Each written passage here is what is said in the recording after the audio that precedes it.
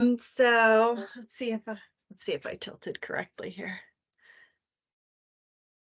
All right, gonna cut off my own head probably at some points today. That's okay. We're gonna do a lot of lower body stuff. But first I wanted to warm up a little bit as the weather gets chillier. Sometimes it's nice to move a little bit more in the beginning, especially before you stretch, just to give your body that little wake up call, limber up a little bit, and then we'll get into the stretching here. So starting off, first let's just do a little bit of marching. Just exactly what you think of with marching, but also at the same time standing up really nice and tall, like somebody has one of my hairs and they're pulling me up a little bit taller, expanding the space between the vertebrae. And I'm engaging my core, so drawing my belly button in, engaging the transverse abdominis that wraps all the way around the waist to draw everything in and lifting up through the pelvic floor. When my knee comes up, I'm engaging more, so drawing my belly button back and in further. So that might feel like a lot to think about as you're marching, but just thinking about drawing the core in and continuing to keep it drawn in as you're marching. If you want to, you can march super fast. If you want to, you can pause at the top, squeeze everything in tighter. World's your oyster. Choose what works well for you and feels good on your body to help you get warmed up here. See if you can get breathing a little bit. Also, let me not wait, doing the wrong leg. Anyway, as your hand comes back, draw it back in space even a little bit further than you normally would. That can help to engage more groups of muscles. So rather than just having the hand coming forward, also having it go back nice and far engages more muscles. Keep marching, keep marching. Beautiful. Okay, we're gonna mix it up a little bit here. You are marching. We're gonna keep the core drawn in. We're gonna keep the spine long. We're gonna put the hands up and we're gonna move laterally a little bit. So bringing the knee out to the side. If you make contact, try not to make contact too firmly. That can hurt. The elbows are pointy. And try and go a little bit faster here. Try and engage your core a little bit more. This one looks silly. Just lean in. You could be an exercising moose. Just enjoy the silly. Because we want to work a variety of muscle groups and get a little bit warm here. Think about the feelings that you're feeling through your core. And thinking about, as I'm drawing my knee up in space, I'm also drawing my hip up to engage my core here.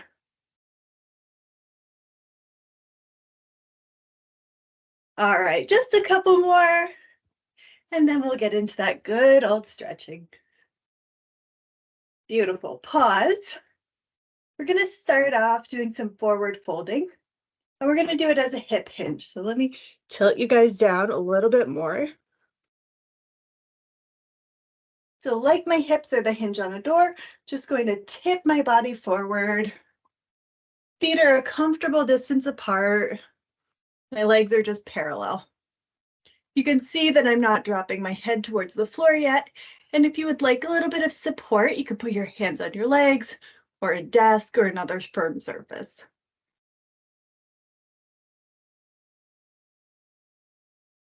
Relax into the stretch and find the depth that's right for you.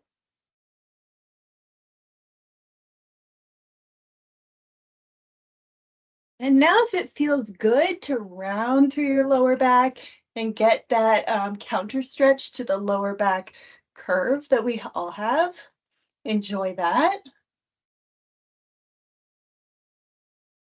If it helps, you can also bend your knees to allow your back to round a little bit more, particularly the lower back.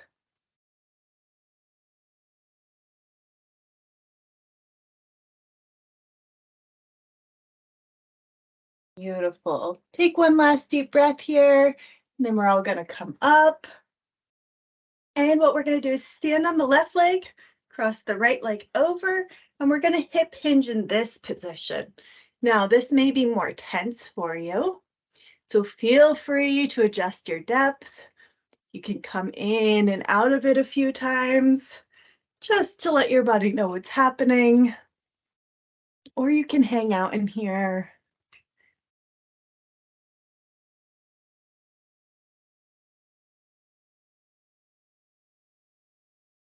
Breathe into it and notice where you're feeling this stretch.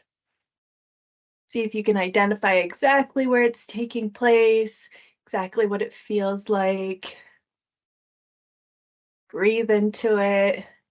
For me, it's going down into my calves and then up through the outside of my hamstrings.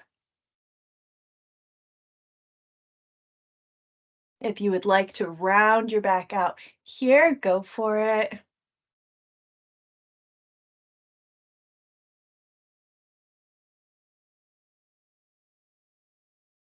And then come on up, we'll do the other side. So now standing on the right leg, crossing the left leg over, tip forward, again, making sure that the top of the pelvis is the first thing coming down. It might even feel like you're leading with your belly button rather than trying to go nose to knee. You can see I'm supporting myself. This is more forward folding than we usually do. And I like to really be supported going into stretches like this. It can help you relax and enjoy it.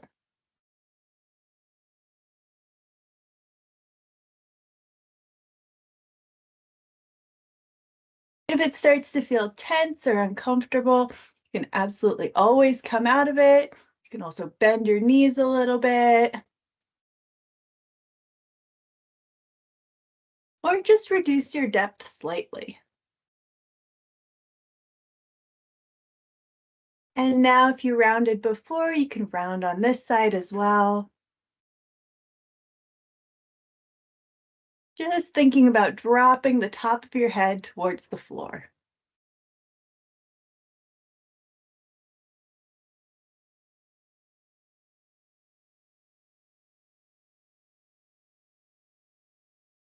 Beautiful. Come on out.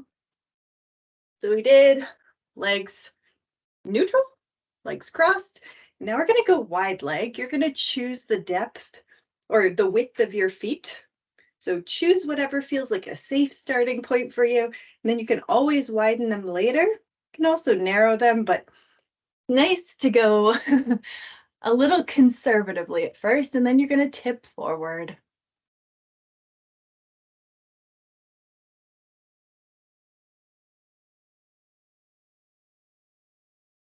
If you tip forward and you think, oh, nice inner thigh stretch would be great, first rock one side and then rock to the other side. And then you can widen both legs and tip forward a little bit more. And just experiment slowly as you deepen in through the stretch. So rocking one side and then the other side, and then spreading your feet. Like, it's a really respectful way to stretch with your body when you go slowly, because you've given your body plenty of time to give you that feedback of this is too far or this isn't working, and then respond to that feedback.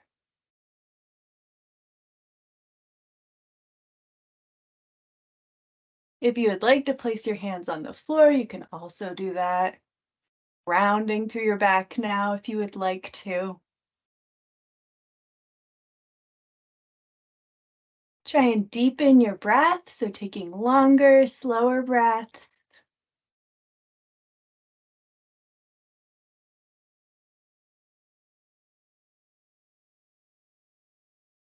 And when you feel ready, come on up. The next thing we'll do is a hip flexor stretch, so the front of the hip here. So I'm going to have my right leg forward and my back leg back. And then I'm going to tuck my pelvis, which means that if I had a tail, I would be tucking my tail between my legs. I'm still engaging through my core. I'm still up nice and tall, but I'm tucking the pelvis to get a nice hip flexor stretch. If you feel a slight stretch and you're comfortable there, hang out. If you need to intensify it a little bit, you can bend more through your front knee or spread your feet apart more. So front foot forward more or back foot back more, not out to the side. That could get wonky pretty quickly.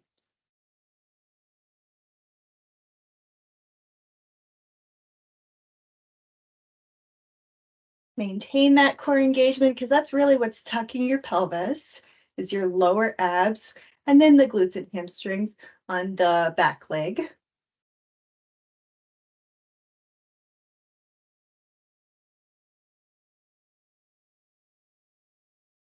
Beautiful. From here, come on up and stay on this side with me because we're going to stretch out the quads on this leg. So either hold on to the foot of the back leg, or you can rest that foot on a chair or another surface to gift yourself a little quad stretch. Also feel very comfortable holding on to things here. It's not a good idea to toy with your balance too much. From here, if I'm enjoying my quad stretch, I can intensify it by bringing the knees together and tucking the pelvis a little bit more, or moving that knee back in space.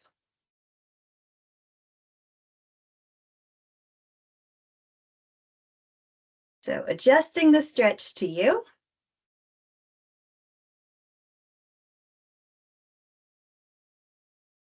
And then breathing into it.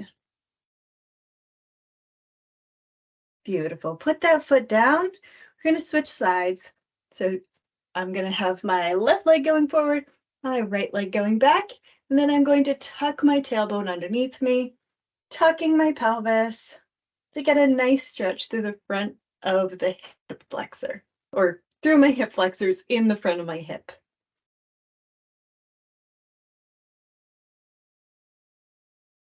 Playing with that stretch depth. If it doesn't feel like enough,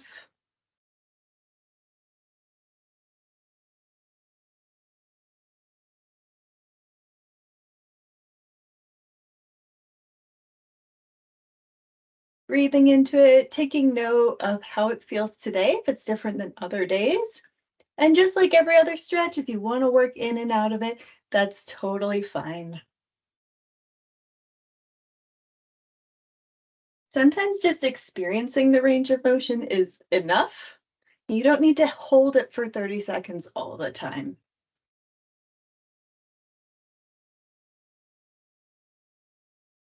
All right, let's come on up here.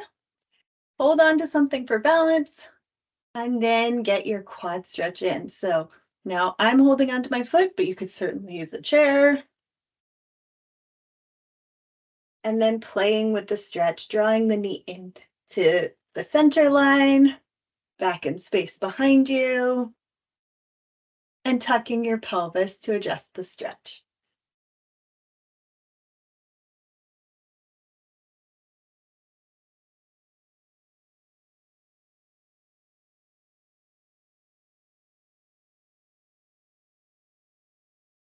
Take a moment to acknowledge if this side is different than the other side, whether through your balance or the tightness of your muscles.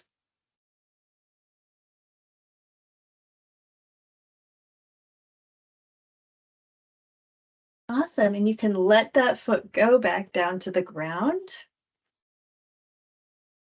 Let's end with some really deep breathing here, combined with a little bit of stretching. So I'm going to bring hands together. Inhale as I push palms together. So my fingertips are touching, and I'm going to inhale, push palms together. Exhale, relax a little bit. And then going to inhale, my arms all the way up over my head, reaching up as high as possible, allowing the shoulders to come up by the ears. And then widening out. So I'm sort of doing the Y from the YMCA. Drawing my thumbs back in space towards that wall behind me. And then bringing my arms down to a T position. Drawing the thumbs back again. And then on your next exhale, bringing your arms all the way down. Inhaling your arms up one more time. Really enjoying that stretch. And then exhaling all the way down. Thank you all so much for joining me. I hope you have a wonderful afternoon.